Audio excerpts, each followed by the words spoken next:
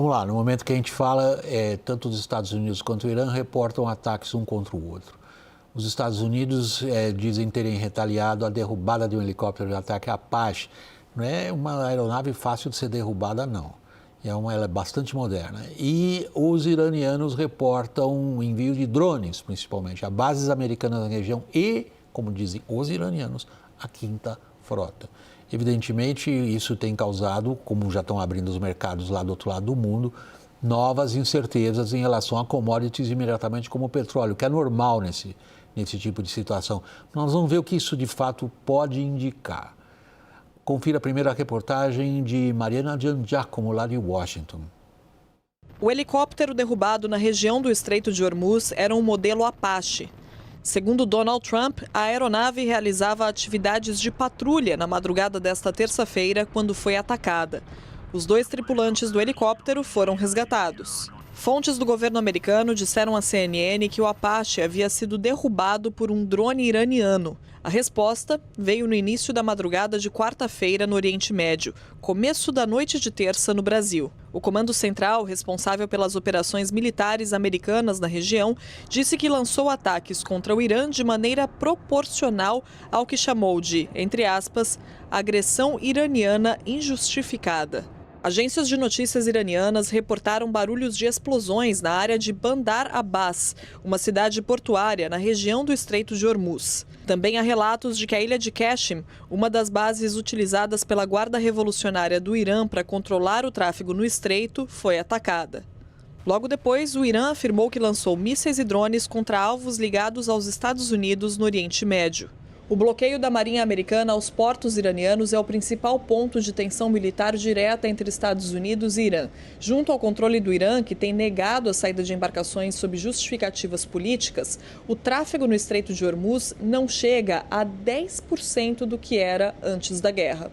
Um relatório publicado nesta terça pela Agência de Análises do Departamento de Energia dos Estados Unidos avalia que o tráfego no estreito não deve voltar aos níveis pré-guerra, ao menos até o início de 2027.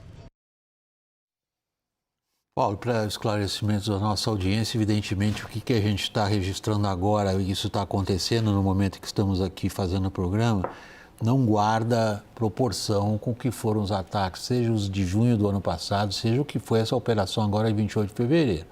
São, digamos, ações militares de pequena monta, mas parecem indicar, eu gostaria de ouvir você e na sequência o Carlos Frederico sobre isso, uma disposição do Irã em assumir riscos? Sem dúvida, William. Essa história começou com os ataques iranianos a Israel, que aconteceram no fim de semana. E foi a primeira vez que o Irã atacou Israel sem ter sido atacado no seu próprio território. O Irã atacou Israel em razão dos ataques israelenses a Beirute, num claro objetivo de tentar transformar tanto a frente libanesa quanto a questão de Hormuz e a questão do Irã em uma coisa só. Há um esforço de Israel em separar as duas questões, tentando ter liberdade de ação em Israel para atuar contra o Hezbollah sem a interferência americana relacionada à questão de Hormuz, relacionada à questão do programa nuclear iraniano. Só que isso não é possível. Então, quando o primeiro-ministro Netanyahu tentou reagir, e reagiu aos ataques iranianos, o presidente Trump agiu com muita firmeza, tanto sobre Israel quanto sobre o Irã, para tentar, e conseguiu, interromper os ataques mútuos, de modo a manter um ambiente propício à negociação. Só que imediatamente depois disso, no dia seguinte, praticamente, acontece o ataque. Esse ataque muito estranho, muito mal explicado, de um drone contra um helicóptero Apache. Isso é uma coisa que, do ponto de vista militar, é bem inédita, é bem incomum um drone abater um helicóptero Apache. Isso vai ter que ser esclarecido, Mas o fato é que foi abatido, o helicóptero caiu, e aí o presidente Trump se viu obrigado a fazer uma reação, mas ele não quer escalar as tensões com o Irã.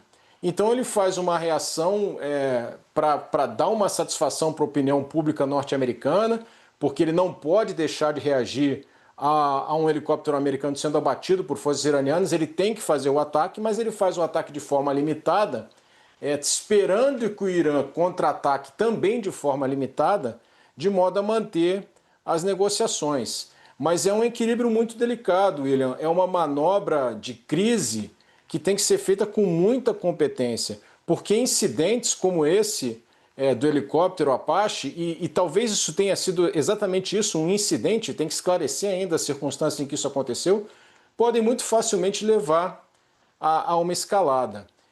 Mas o Irã mantém uma liberdade de ação muito grande, o Irã ataca, toma a iniciativa de atacar Israel, toma iniciativas de atacar forças americanas no Oriente Médio, porque ele consegue manter fechado o Estreito de Hormuz, como nós vimos na reportagem. E isso é um enorme trunfo para o governo iraniano. Gente, sempre nessas situações, Paulo e Carlos Frederico, a quem eu vou passar a palavra agora, está diante da situação, o que é que um antecipa que o outro seja capaz de fazer e o que é que um acha que é o limite para o outro. A gente poderia, nessas circunstâncias, essas agora, atuais, de agora, do que está acontecendo exatamente agora, Carlos Frederico, assumir que o Irã assume que Trump não prosseguirá a guerra nos mesmos termos que ele fez a partir de 28 de fevereiro? Bem, o cálculo iraniano é esse, e na teoria dos jogos a gente tem um jogo para isso, que é o jogo de chicken, ou jogo de covarde, que pressupõe a existência de dois carros, cada um em direção contrária, esperando que o outro desvie no último momento, seja o primeiro a desviar. É claro que quando a gente está fazendo isso com as armas que temos hoje em dia, isso é muito preocupante. O cessar-fogo, né, de certa forma, uma ficção funcional. Né? Ambos os lados violam, mas nenhum quer declarar o fim porque o custo político de uma nova escalada é alto demais. Então, de certa forma, o que esse episódio do Apache confirma, né, que o conflito no Irã entrou no estágio de baixa intensidade crônica. E claro que preocupa, é mais perigoso do que parece, porque, de certa forma, normaliza a violação do cessar-fogo. E cada ciclo de ação e reação proporcional corrói um pouquinho mais a margem para um acordo real. E enquanto o Hormuz não abre, né, o mundo paga a conta dentro aí de um choque econômico que também vai se tornando sistêmico, que não é de altíssima intensidade, mas de intensidade razoável. Não é só petróleo que passa lá por Hormuz. E aí tem um outro aspecto que eu acho que o Paulo trouxe muito bem, que é a questão do Líbano. Houve uma tentativa de dissociação da questão de Israel e Líbano para a resolução desse conflito. Quem traz a questão do Líbano de volta para a mesa é o Irã. E aí, voltando à sua pergunta original, é um Irã que está encorajado, e esse é talvez um movimento que é difícil para quem não gasta muito tempo nisso entender, apesar de todos os ataques que sofreu, apesar de múltiplas lideranças terem sido assassinadas, estrategicamente, o Irã saindo desse conflito nesse momento, né, melhor do que entrou. Não está claro, Lourival, ou pelo menos para mim não está claro. Quero ouvir a sua interpretação desses acontecimentos agora, da hora. Em que medida essas negociações estão, de fato, de alguma forma, alcançando pelo menos um esboço do que pode ser conversado? A gente lê, sobretudo na imprensa especializada americana, a ideia de que algo sobre as questões nucleares começa a se desenhar, que sugere, eu estou sendo bem cauteloso porque não há indicações seguras, a gente está falando de indícios que saem daqui e ali de fontes bem informadas, o que abriria uma porta para o entendimento de um lado, que levaria ao entendimento do outro, que seria a reabertura do Estreito de Hormuz. Ou não, o nosso famoso fog of the war, da qual já tratamos aqui, essa expressão tão boa, nos impede de qualquer entendimento. Bom, a informação que chega é que a negociação já está bastante estruturada, já existe todo um arcabouço de qual seria o final desse jogo já na última etapa, que seria o acordo nuclear, né? Então, com o Irã aparentemente já aceitando que tem que fazer a degradação de talvez das 11 toneladas de urânio enriquecido, não só os 400... Eles usam a expressão diluir. Diluir ou downblend, né? Todo o urânio enriquecido, não só os 400 quilos, né? Que está a 60% ou mais. Fechar ao menos 2 das 3 instalações nucleares, e aí os Estados Unidos exigem que as atividades se tornem de superfície, né? Depois de um período que pode ser de 15 anos de moratória, atividade só de superfície, porque essa foi uma das críticas ao acordo JCPOA com o Obama, que permitiu que as atividades continuassem em Natanz, que é muito profundo, né? Que as instalações são muito profundas, então não dá muita visibilidade para as inspeções.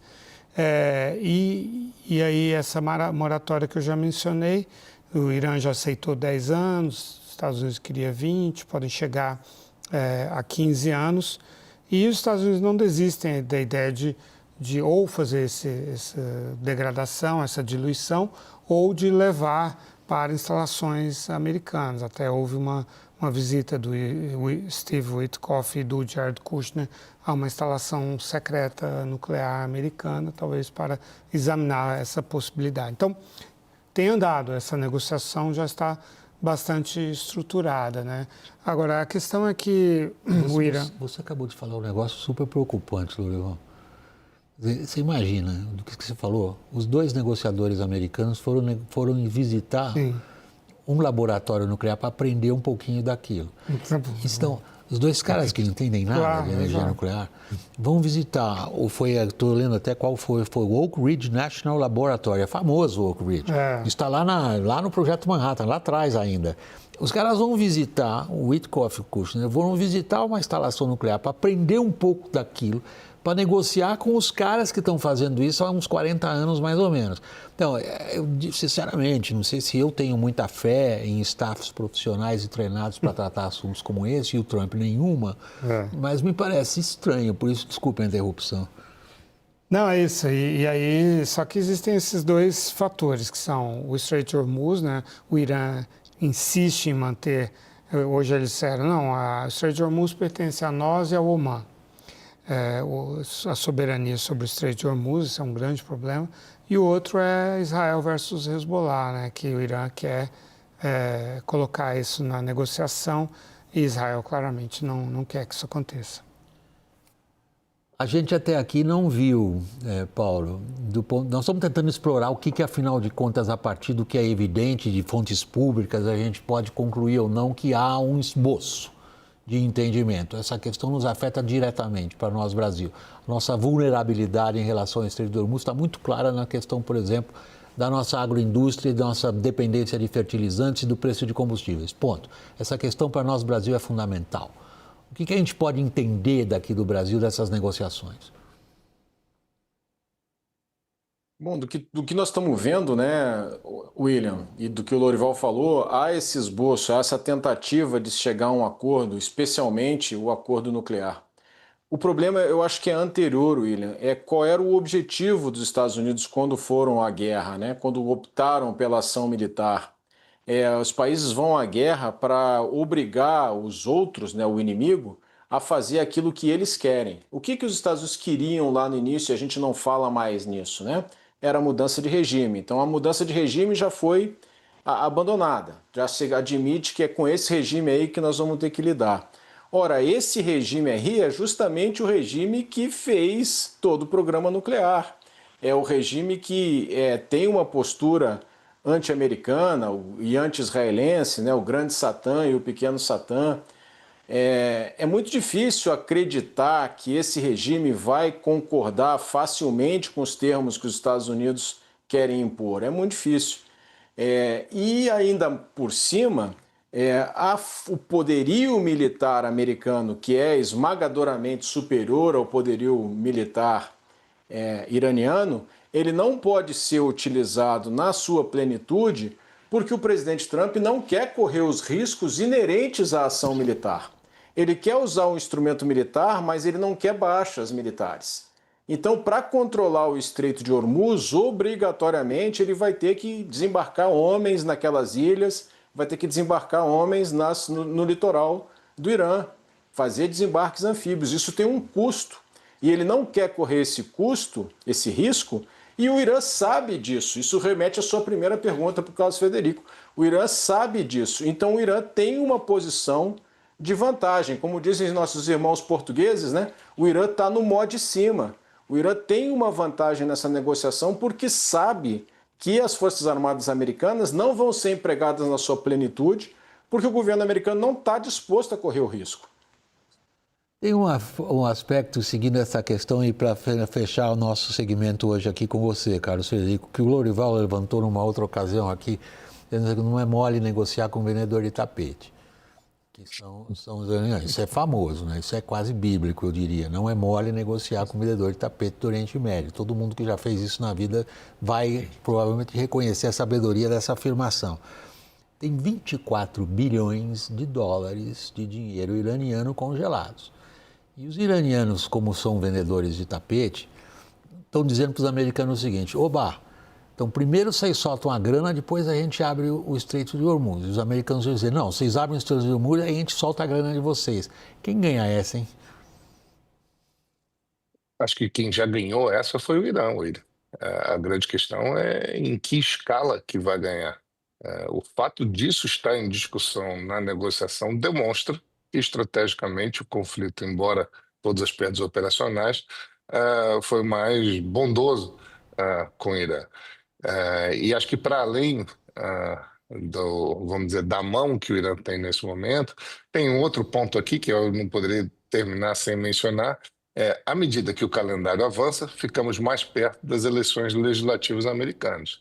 E a aprovação de Trump vai caindo cada vez mais, e a tendência dele de intensificar o conflito ainda mais perto de eleições legislativas parece ser uma chance muito pequena. Por isso, acho que falar em desespero seria exagero, mas a gente consegue notar no comportamento do presidente dos Estados Unidos uma profunda inquietação em não ter esse assunto resolvido. E parece também, ele que se diz um grande negociador, parece também muito claro que ele está disposto a ceder para resolver a questão. E acho que parte disso foi a resposta que ele deu em relação ao Netanyahu, que também já leva isso em consideração e o ignorou e atacou o Líbano, apesar, vamos dizer, das ameaças de Trump para que não fizesse isso. Para terminar, eu tenho um pouquinho menos de um minuto, Lorival, mas você é um homem de televisão, está acostumado com isso.